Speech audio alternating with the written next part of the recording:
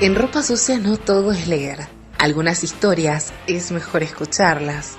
Entra a ropasucia.com.ar y encontrate con esta y otras historias. Un fantasma en mi escuela. Todos nos dimos vuelta a la vez, como si hubiéramos escuchado el choque de un auto o alguien hubiera pedido auxilio desde la calle. Necesitábamos confirmar nosotros mismos las palabras de la profesora, incluso cuando nadie de los presentes creyó en la noticia en primera instancia. Entonces la vimos, sentada en una esquina, alejada del curso, usando un buzo grueso y oscuro, en pleno diciembre mendocino, callada y sin molestar a nadie, estaba ella, Alejandra, tan inmóvil como la injusticia. La vimos en ese momento y para siempre, y nunca más se borró de nuestra memoria. Ella no lo notó, pero 7 personas la observaban por detrás, mirándola sin poder creer, concentrados en su figura como quien ve el momento cúlmine de una película. Nadie se animó a mover un músculo. Nos quedamos helados, sin poder asimilar lo que estábamos viendo, esperando la explicación que nunca íbamos a tener. Para ella era un día normal. Se había quedado dentro del curso, como era su costumbre en los recreos, sentada en un banco sin molestar a nadie, sola en el inmenso mundo que había construido con su enorme imaginación de introvertida, y ni siquiera parecía emocionada por estar viviendo el último día de clases. Tan absorta estaba del mundo que no sintió ninguno de los 20 ojos mirándola desde afuera del curso, los cuales parecían querer penetrarla y adentrarse dentro de ella para saber por qué, cómo había sucedido, qué pudieron haber hecho para impedirlo. Nada de eso le importaba.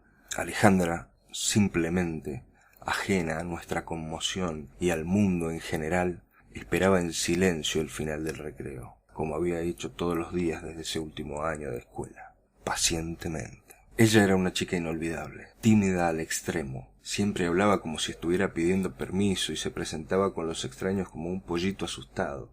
Pero eso no le impedía ser encantadora para quien sabía esperar a que se destrabe socialmente. Luego, cuando entraba en confianza, no se guardaba sonrisas para con los demás y sacaba a relucir su asombrosa habilidad de contagiar alegría a quien cambiara un pensamiento con ella. Era única hija de una pareja de personas mayores. Vestía remeras de Evanescence, que por esa época era una banda muy popular, y siempre complementaba su atuendo con ropas negras y tachas. Eso era gracioso, porque la oscuridad de sus prendas de vestir contrastaba con la extrema blancura de su piel, que era tal que hasta podía ser la cara de una marca de jabón de ropa. Hablaba de misterios y de eventos paranormales con un entusiasmo y una convicción tan grande que hasta el más furioso escéptico de lo sobrenatural hubiera deseado que todas esas fantasías fuesen reales, solamente para no tener que ver a la niña con los ojos caídos y el corazón desilusionado. Tenía su pieza empapelada con sus bandas favoritas, fiel reflejo de su pasión por la música, y era una convencida del buen espíritu de las personas,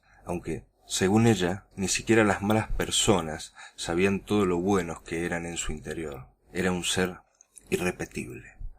Y recién a esta edad uno se da cuenta lo difícil que es encontrar a alguien así. Yo no la conocía desde que entré a la escuela, hacía 2 años atrás, sino que había ido a su casa y hasta compartí varias charlas con ella. Fue gracias a Gabriel, uno de mis 2 mejores amigos en ese colegio, y quien fuera su novio por aquella época, que tuve la oportunidad de conocerla fuera del ámbito escolar. Eso nos dio algunas juntadas ocasionales, pero al cabo de una temporada terminaron cortando, y, como suele suceder cuando se inicia una relación en un determinado contexto, y eso prefija el registro del trato, luego fue imposible retomar una amistad solo entre nosotros 2.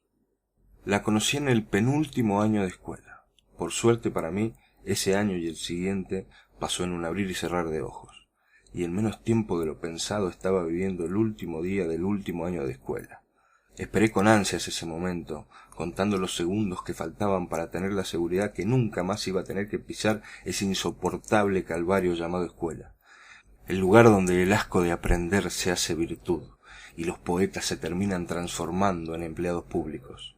La felicidad hubiera sido acorde al deseo de la espera, que por ese entonces era tan grande que hasta pensaba celebrar quemando todas las instituciones escolares a las que fui en Mendoza. Pero la noticia de la profesora me cambió el humor de forma abrupta. Ella nos reunió a mis compañeros y a mí cuando salimos del curso en el último de nuestros recreos, y nos alejó un poco del aula para que nadie más escuchara lo que nos iba a decir. Le hicimos caso, nos quedamos en el pasillo, al lado de la puerta de entrada del curso, esperando su anuncio para poder salir al patio y celebrar el fin de una época. Chicos, saluden a la Ale, nos dijo. Desde mañana va a estar internada en el hospital por anorexia crónica. Entonces nos dimos vuelta y observamos a Alejandra a través de los enormes ventanales que hacían de pared en el curso, y la vimos de perfil, tan nítida que parecía irreal. Estaba sentada en su banco de siempre, jorobada como si no pudiera aguantar su propio peso y con los brazos tirados en el pupitre. Las facciones de la cara eran esqueléticas, lejos de los gestos risueños y las mejillas rosadas que hacía resplandecer cuando sonreía. El enorme buzo negro contrastaba con la insoportable delgadez de sus muñecas. Sus labios secos, sus ojos como sin vida y su espalda doblada hacia adelante daban la impresión de poseer un cuerpo en descomposición, a punto de empezar a pudrirse. Miraba a la pared con la boca entreabierta, absorta de todo, con la mirada vacía.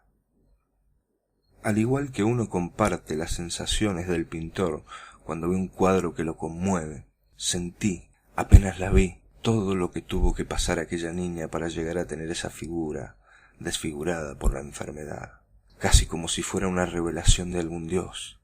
Sentí las noches de llanto en su cama, la angustia de estar rodeada por un grupo de personas gritonas, ignorándola todos los días, en todo momento, la culpa de no sentirse deseada por nadie, una oscura tristeza abrazando las esperanzas de un futuro mejor.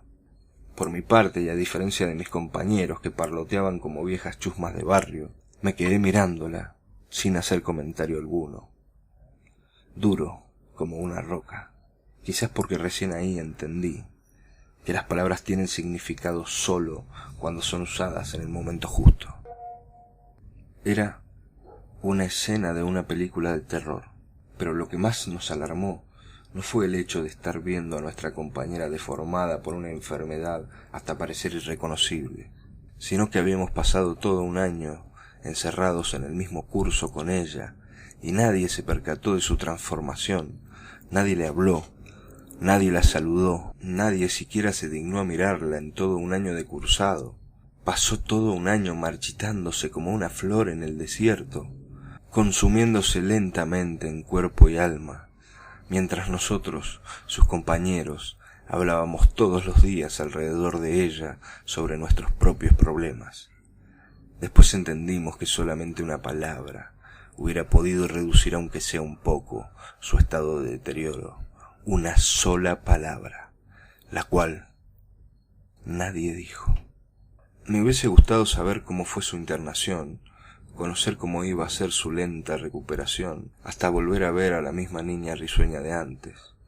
Pero al poco tiempo del altercado me fui a vivir a Buenos Aires y no solo perdí contacto con ella, sino con todos mis conocidos.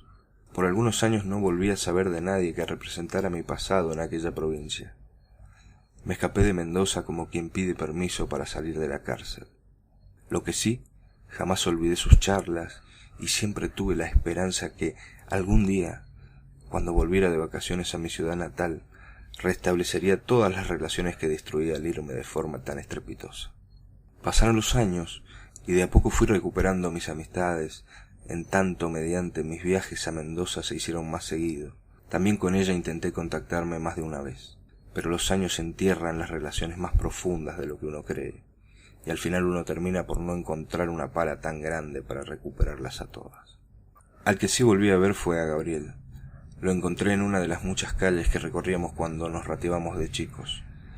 Me contó las novedades al segundo de haber entablado la conversación. Me dijo que él se había vuelto un consumado músico, que seguía tocando con Carajo y Almafuerte cuando venían a Mendoza, que había recuperado la relación con su madre y que había vuelto a noviar con Alejandra. poco antes de que ella muriera de anorexia, hacía una semana. Para entonces pesaba 25 kilos. Dejó de responder a los medicamentos de los doctores y su metabolismo no pudo procesar las vitaminas de los alimentos. Abrió las puertas de su organismo para que cualquier enfermedad entrara en ella e infectara sus órganos. Sus ancianos padres, que hasta el final guardaron las secretas esperanzas de verla recuperada, vieron cómo extraños de batas blancas, miradas distantes y manos huesudas desnudaron y manosearon a su pequeña niña frente a sus ojos, pasando a tener luego la trabajosa tarea de enterrar el cuerpo sin vida de su única hija, cuando en realidad ella tenía la edad perfecta para dormirse todas las noches escondiendo una cálida sonrisa entre las sábanas, anticipando para su futuro un montón de viajes a países lejanos, un sinfín de amores apasionados y una hermosa vejez tomada de la mano junto a su verdadero amor. Alejandra cerró los párpados para siempre, en la solitaria cama de un hospital público, con una mueca de insoportable angustia en el rostro, preguntándose hasta el final por qué el mundo había sido tan injusto con ella. Adiós, Alejandra. Perdón por haber tardado tanto en escribirte. Estoy seguro que ahora, por fin, debes estar volando feliz.